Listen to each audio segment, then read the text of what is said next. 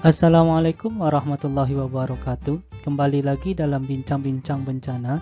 Nah, pada hari ini kita akan membahas tentang bencana banjir. Nah, kita akan bagi dia kepada dua bagian. Nah, yang pertama, apa saja mitigasi yang dilakukan untuk mengatasi bencana banjir. Yang kedua, nanti adaptasi yang sudah dilakukan masyarakat dalam meminimalisir bencana banjir. Sebelum kita masuk kepada bagaimana mitigasi dan adaptasi yang dilakukan dalam meminimalisir bencana banjir, kita tinjau terlebih dahulu konsep dari bencana banjir itu sendiri. Nah, di sini ada dua konsep pengertian mengenai bencana banjir.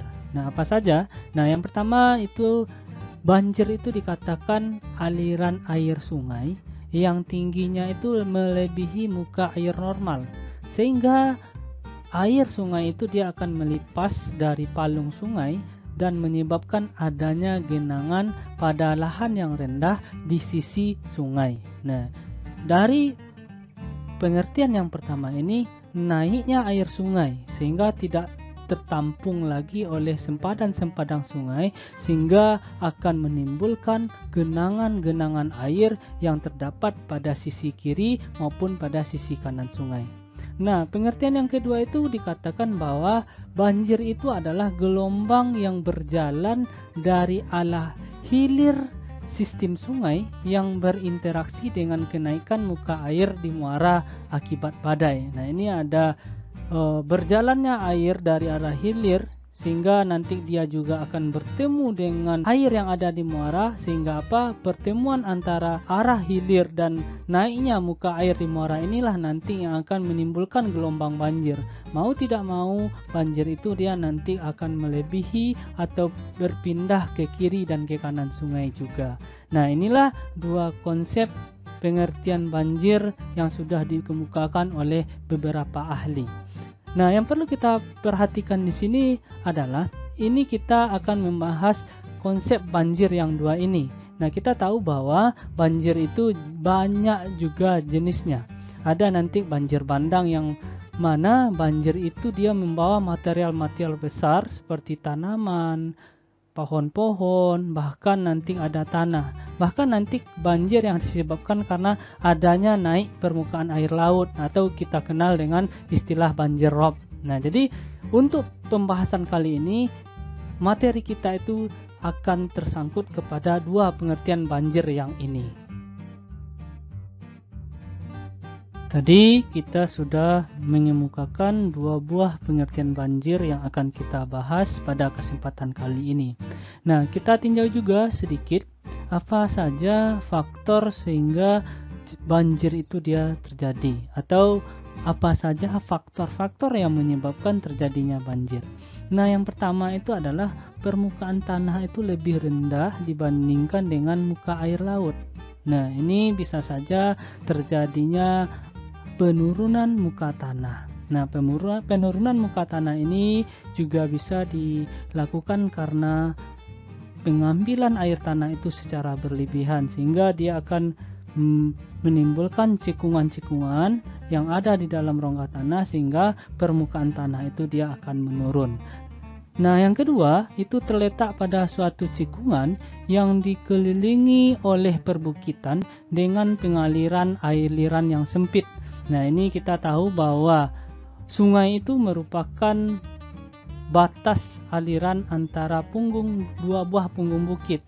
Nah, kalau seandainya daerah itu terdapat sebuah cekungan yang dikelilingi oleh perbukitan, nah dengan pengendalian air yang sempit, nah inilah nanti akan menimbulkan genangan pada daerah tersebut. Nah, yang ketiga adalah banyaknya permukiman yang dibangun pada dataran di sepanjang sungai. Nah, maksudnya di sepanjang sungai orang melakukan pembangunan. Nah, kita tahu bahwa di sepanjang sempadan sungai itu kita tidak boleh melakukan kegiatan apapun jenisnya, termasuklah di sini permukiman. Nah, kalau seandainya banyaknya permukiman yang dibangun pada sempadan sungai, nah ini bisa saja menimbulkan penyebab terjadinya banjir. Nah, itu dia akan berdampak kepada faktor yang keempat, yaitu aliran sungai tidak lancar. Karena apa? Karena limbah mereka itu dia dibuang ke sungai, sehingga nanti akan terjadi penyumbatan. Kalau seandainya aliran tidak lancar, inilah nanti yang akan menyebabkan terjadinya bencana banjir. Nah, yang berikutnya adalah kurangnya tutupan atau patahan di daerah hulu sungai. Nah, ini terjadinya pembukaan lahan sehingga cadangan air tanah, air itu dia tidak akan masuk ke dalam tanah, tetapi dia akan menjadi air larian, sehingga air larian inilah nanti yang akan mengenang. Nah, yang berikutnya faktor penyebab terjadinya bencana banjir adalah curah hujan itu di atas rata-rata normal, sehingga apa? Sehingga catchment area atau daerah tangkapan hujan itu dia tidak lagi bisa membuat air itu terinfiltrasi secara baik. Nah, yang terakhir itu adalah pengundulan hutan di daerah tangkapan hujan atau catchment area. Nah, inilah masalah yang sangat besar pada saat ini. Daerah-daerah pada hulu sungai itu sudah terjadi pengundulan hutan. Nah, jadi tidak dapat kita pungkiri bencana banjir itu sangat bisa terjadi kapan saja. Hujan saja sedikit sudah terjadi banjir di mana-mana. Nah, inilah segelintir faktor-faktor yang menyebabkan terjadinya bencana banjir. Tadi kita sudah membicarakan apa saja faktor sehingga banjir itu bisa terjadi. Nah, sekarang kita akan melihat bagaimana upaya mitigasi dan pengurangan dari risiko bencana banjir ini. Nah, yang pertama itu bisa kita lakukan dengan cara memonitor dan mengevaluasi data curah hujan, banjir, serta daerah mana yang terjadi banyak genangan, serta informasi lain yang diperlukan untuk meramalkan kejadian banjir. Nah, dengan data-data inilah nanti kita akan bisa memprediksi, sehingga kita bisa membuat sebuah peta. Sehingga lahirlah upaya mitigasi yang kedua, yaitu menyiapkan peta daerah rawan banjir yang dilengkapi dengan plotting serta rute pengungsian, dilengkapi juga dengan lokasi posko, lokasi pos pengamatan ketinggian muka air di sungai yang menyebabkan banjir. Nah, jadi dengan adanya data kita bisa menyiapkan sebuah peta. Nah, di mana saja nanti daerah-daerah yang rawan banjir, di mana lokasi atau posko atau pos pengamatan yang harus ditempatkan. Upaya mitigasi untuk meminimalisir risiko bencana banjir bisa juga dilakukan dengan cara melaksanakan pendidikan masyarakat atau memberikan penyuluhan-penyuluhan atas pemetaan ancaman serta risiko bencana banjir. Nah, dengan adanya peta kita harus sosialisasikan kepada masyarakat. Nah, di mana saja nanti daerah yang akan rentan terhadap bencana banjir, rawan bencana banjir, dan di mana saja nanti ancaman serta risiko banjir yang akan terjadi. Nah, upaya mitigasi yang berikutnya adalah bisa dilakukan dengan pembangunan tembok penahan dan tanggul di sepanjang sungai. Nah, tujuannya apa? Kalau seandainya air sungai itu meningkat, dengan adanya tembok dan tanggul yang dibuat di sepanjang sungai itu, dia nanti akan mencegah dan bisa meminimalisir dampak dari luapan air sungai. Yang berikutnya itu dilakukan dengan cara penggerukan serta pembuatan sudetan sungai. Nah, tujuannya adalah supaya dasar dari sungai itu dia kembali menjadi normal dan aliran sungai itu dia akan lancar. Nah, upaya yang berikutnya adalah tidak membuang sampah atau sejenis limbah apapun ke dalam sungai maupun kepada drainase yang mengarah kepada sungai supaya aliran sungai itu lancar. Nah, yang berikutnya, upaya yang harus kita lakukan adalah tidak membangun jembatan atau bangunan yang menghalangi aliran sungai. Nah, kalau seandainya jembatan pun harus dibuat, nah usahakan pembuatan jembatan itu dia harus tinggi dari tembok atau pembatas tanggul sepanjang sungai. Sehingga apa? Sehingga nanti tidak akan terhalang. Kalau seandainya air itu dia tinggi, nah dia tidak akan menghalangi air itu mengalir, sehingga nanti banjir bisa dicegah.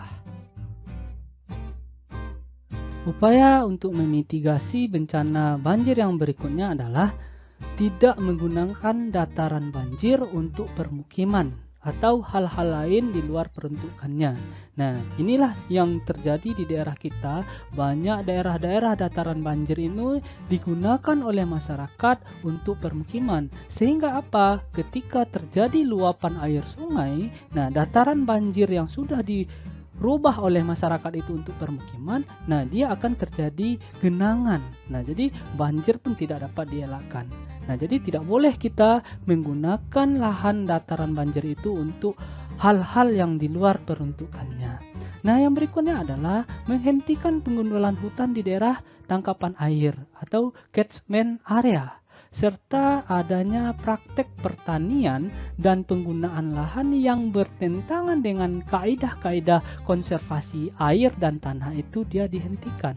Nah, walaupun nanti kita ingin melakukan pertanian di daerah tangkapan air, nah itu kita harus mengelolanya sesuai dengan kaidah-kaidah konservasi air dan tanah. Nah, yang terakhir adalah mengadakan gotong royong untuk pembersihan saluran drainase di lingkungan masing-masing. Nah, jadi drainase yang ada di depan rumah kita itu kita harus selalu rutin kita bersihkan. Supaya apa? Supaya nanti kalau seandainya terjadi hujan, aliran drainase kita lancar. Nah, kita tidak akan terkena oleh banjir. Nah, inilah beberapa mitigasi yang harus kita lakukan di dalam meminimalisir bencana banjir. Sekarang kita akan melihat bagaimana adaptasi yang harus dilakukan di dalam meminimalisir bencana banjir. Nah, yang pertama, kita harus memahami fenomena akan terjadinya banjir itu. Nah, itu dengan cara apa? Kita harus melihat intensitas hujan yang turun. Nah, kalau seandainya intensitas curah hujannya tinggi dalam waktu yang lama, nah ini bisa saja merupakan salah satu penyebab di daerah tersebut akan terjadinya banjir. Nah, jadi dengan adanya ini kita bisa memahami nanti bahwa ini akan terjadi banjir. Nah, yang berikutnya adaptasi yang kita lakukan adalah meninggikan perlengkapan rumah tangga seperti meja, kursi, serta kita menyimpan alat-alat atau dokumen-dokumen penting ke tempat yang aman. Dan yang paling penting lagi adalah kita meninggikan rumah kita. Supaya apa? Kalau seandainya terjadi banjir, rumah kita itu tidak akan tergenang oleh banjir. Nah, yang berikutnya, warga bisa mengungsi ke karib kerabat terdekat jika terjadi banjir yang besar dan saling membantu, saling menguatkan satu sama lain. Nah, inilah beberapa adaptasi yang bisa dilakukan untuk meminimalisir bencana banjir. Itulah paparan kita mengenai mitigasi dan adaptasi dalam bencana banjir. Semoga bisa bermanfaat bagi semua. Mohon maaf atas segala kekurangan. Assalamualaikum warahmatullahi wabarakatuh.